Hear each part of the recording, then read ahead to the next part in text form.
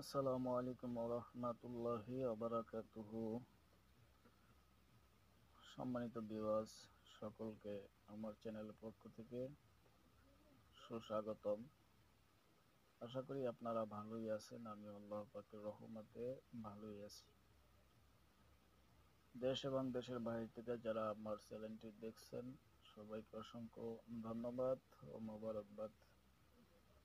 আজকে আপনাদের সামনে উপস্থিত হয়েছি যে টপিকটি নিয়ে, সেটি হলো স্বামী স্ত্রী অমিল বা যে কোনো সম্পর্ক, যে কোনো ভালোবাসা সম্পর্ককে দীর্ঘায়িত করার জন্য এবং যাদের ভিতরে স্বামী স্ত্রী অমিল তাদের জন্য। এটা আমি একজনের জন্য লিখেছি, তারা স্বামী স্ত্রী অমিল আছে, তাই আপনাদেরকেও দিলাম। আপনারা যদি করতে পারেন অবশ্যই কাজ হবে। তা আপনারা জানেন যে আমি আসলে মূল কিতাব থেকে ভিডিও দেই, কিন্তু আজকে একটু ব্যতিক্রম হয়েছে। সেটা হলো, আমি আজকে নিজের হাতে যে তদবির লিখেছি সেই তদবিরটাই আপনাদেরকে দিচ্ছি। এখানে আমার কিতাব আছে, এই কিতাব থেকে নেয়া তদবির। এটা হলো সাবর মন্ত্র ওরফে কালিফ শক্তির কিতাব। এটা হলো পুরাতন কিতাব আমার। তো ভিউয়ার্স, কথা না বাড়িয়ে মূল আলোচনায় টপিকে চলে যাচ্ছি। এই যে দেখতে পাচ্ছেন, এটি হলো বরখাস। এটাও বরখাস, এটাও বরখাস। এগুলো কোরআনে পাকের আয়াত, বরখাস। আমি এগুলো আপনাদেরকে কিভাবে লিখবেন সবকিছু জানিয়ে দিব। মহব্বতের তাবিজগুলো লেখার জন্য সেতারা আছে, সময় আছে, বার আছে। সব তাবিজ লেখারই একটা সময় আছে। সময় ছাড়া যদি আপনি তাবিজ লেখেন, আপনার তাবিজের কাজ হবে না। অনেকে অভিযোগ করে যে আমার তাবিজ লেখি কিন্তু তাবিজের তদবিরে কাজ হয় না। ভাই, কাজ হবে কেমনে? আপনি তো সময়ের প্রতি গুরুত্ব দেন না, তারপরে সেতারার প্রতি গুরুত্ব দেন না, তারকার প্রতি গুরুত্ব দেন না। এই তারকা সেতারার প্রতি গুরুত্ব দিতে হয়, বারের প্রতি গুরুত্ব দিতে হয়, রেজালুল গায়েবের প্রতি গুরুত্ব দিতে হয়।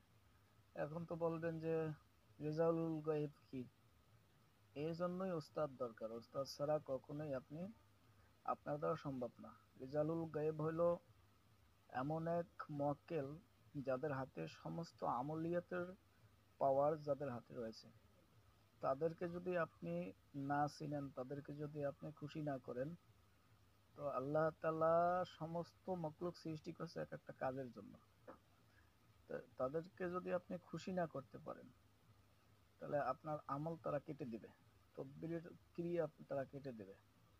তার জন্য তাদেরকে খুশি করতে হবে। আর তাবিজ কবজ তন্ত্র মন্ত্র যে সাধনাই আপনি করেন, সর্বপ্রথম একজন ওস্তাদ গুরুর দরকার। তা না হলে আপনার তদবিরে কখনোই কাজ হবে না ভাই।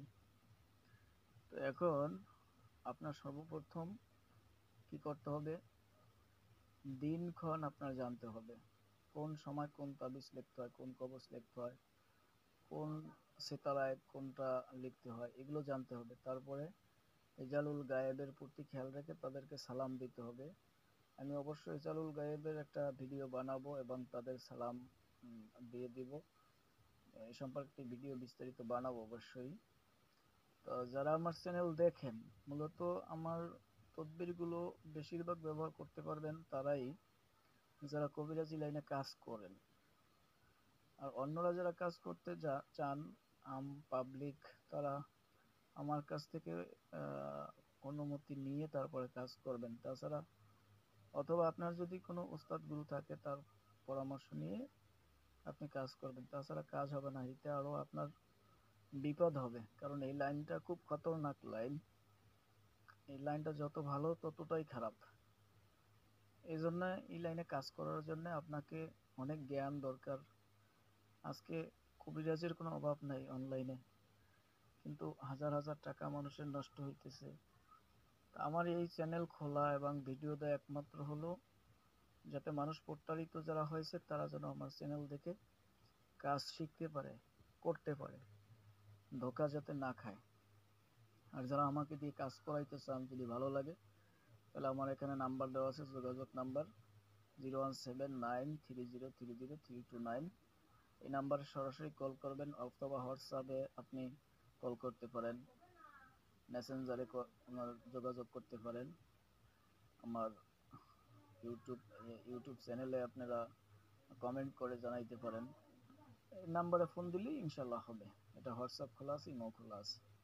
যাই হোক, এখন আপনার এইটা হলো ভোজপত্র, অর্থাৎ ভোজ পাতা। এই পাতায় আপনার কি করতে হয়, এটা একটা কাগজের ন্যায়, এটা আপনার তাবিজ লিখতে হবে।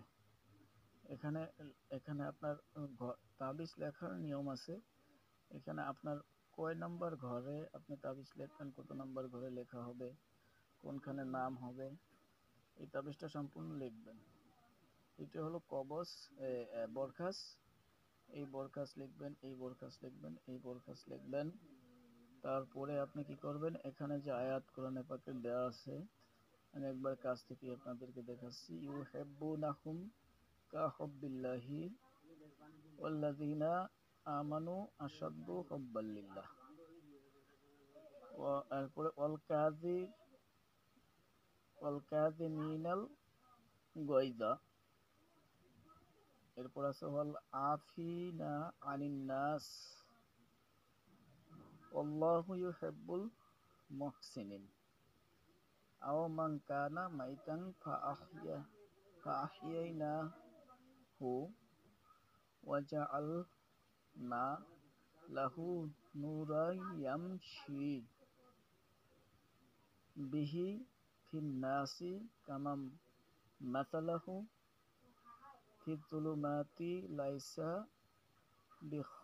বিখরাজ মিনহা কাযালিকা যুয়্যিনা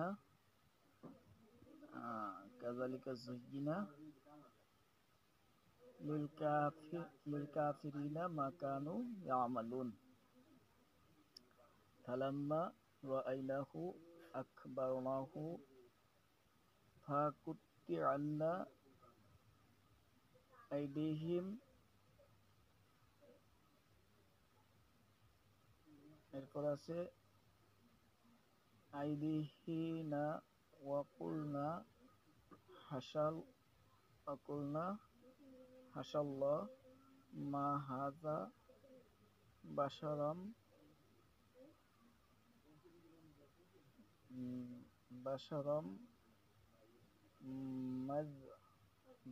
মাযা ইল্লা মালিকুন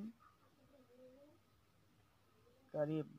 অকুলিল হামদুলিল্লাহিল্লাযী লাম ইয়াত্তাখিয ওয়ালাদাও ওয়া লাম ইয়াকুল লাহু শারীকুম ফিল মুলকি ওয়া লাম ইয়াকুল লাহু ওয়ালিয়্যুম মিনায-যুল্লি ওয়া কাব্বিরহু তাকবীরা। ইয়া আইয়ুহাল্লাযীনা আমানু হুব্বা। এই হলো আপনার আয়াত। এটা পুরোটাই একটা বরখাস। এরপরে মাঝখানে আছে নাম।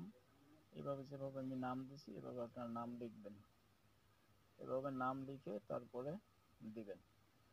আর নাম যদি এখানে না লিখতে পারেন অপর পৃষ্ঠা বা নিচে লিখলেও হবে। আর এই তাবিজটা লিখতে হবে। তাবিজটা হলো এই উপরে আপনার ছোট্ট করে বিসমিল্লাহ লেখা আছে।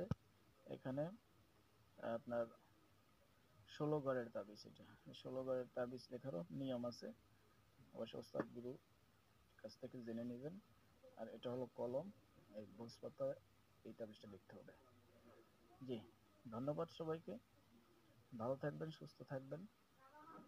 আর আমার চ্যানেলটি শেয়ার করে দিবেন, লাইক করবেন, কমেন্ট করবেন। অবশ্যই কমেন্টে জানাবেন যে সামনের দিকে আপনারা কি ভিডিও চান।